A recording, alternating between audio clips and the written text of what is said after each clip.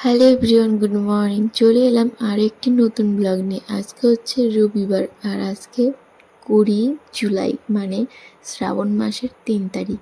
তো সকালবেলা ঘুম থেকে উঠে স্নান টান করে আগে চলে এসেছি ঠাকুর ঘরে। আজকে দিচ্ছি পুজো, মানে পুজোটা তো আমি বেশিরভাগ আমি দিই, তবে মাঝে মধ্যে সোনুর বাবাই দেয়। তবে আজকের দিনটা আমিই দিচ্ছি, কারণ আজকের দিনটা হচ্ছে একটু স্পেশাল। আজকে সোনুর বাবার জন্মদিন। তো তোমরা ভাবছো না যে এদের কী ব্যাপার, দুদিন পর পর জন্মদিন? আসলে তাই, আমাদের জন্মদিনগুলো না ওরকমই। প্রথমে শুরু হয় সোনুর দিয়ে, মানে জ্যৈষ্ঠ মাসের 2 তারিখ, এবার আষাঢ় মাসের 14 তারিখ ভাই বোনের, আর আষাঢ়ের 21 তারিখ আমার, আর শ্রাবণের 3 তারিখ সোনুর বাবার। মানে ইংলিশে ধরতে গেলে জুনের মানে মেতে সোনুর, 17 মে, আর 29 জুন ভাই বোনের, 6 জুলাই আমার, আর 20 জুলাই সোনুর বাবার, একদম পর পর।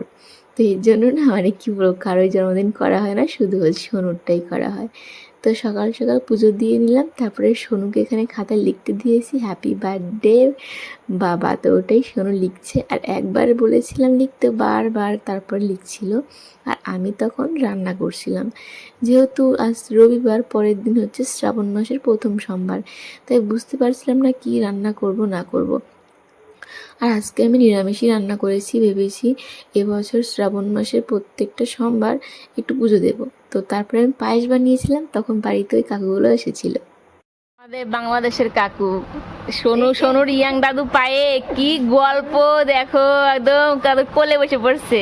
আর সোনু যখন অনেক ছোট ছিল তখন কিন্তু এই কাকু আসছিল, আমার ফটো আছে এখনো। আমাকে দেখে যাবো যাবো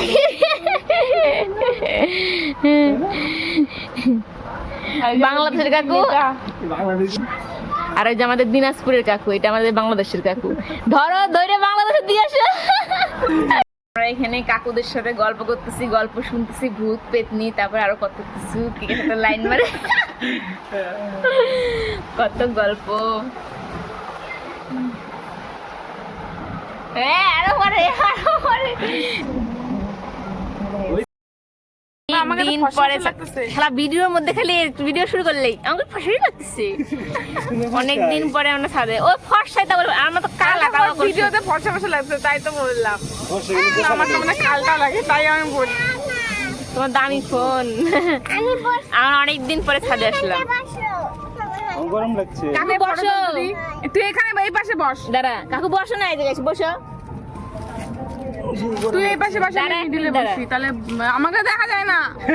ওর হাতে দাও, কে হাতে দাও? না তুই হারে নাকি বস না, তুই বসে তোল। দাঁড়া একটু দাঁড়া। ছাদে আমাদের একটুকু জায়গা নেই, দেখো ছাদের কি অবস্থা, জল এদিকে হচ্ছে সব কাঠ বাঁশ ভর্তি, জায়গাই নেই। কেউ হ্যাপি নাই, সবাই আনহ্যাপি।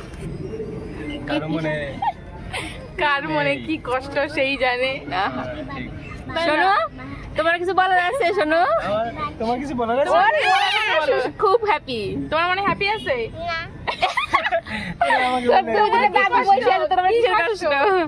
সোনুর দুটো দেখো ইয়াং ইয়াং দাদু, সোনুর মতো সুখী কেউ আছে? কারো পছন্দ হয়েছে নাকি বলে দাও তাহলে। তুমি বলো।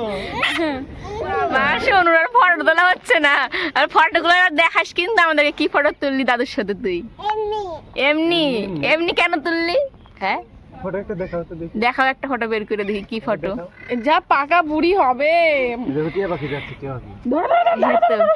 আকাশটা দেখো, বাপরে বাপ। তো আমাদের এই বাড়িতে দেখা করে কাকুরা আবার ওই বাড়িতে চলে যায়, এর জন্য কিন্তু বিকেলবেলা আমরা দুজনে ওই বাড়িতে চলে যাই, গিয়ে অনেক গল্প টল্প করি। আর এই ফটোগুলো স্মৃতি করে রেখে দিলাম, সোনু যখন বড় হবে তখন আবার দেখতে পারবে এই কাকুটাকে, মানে সোনুর দাদুটাকে। তো চলো আজকের এই ছোট্ট একটি ব্লগ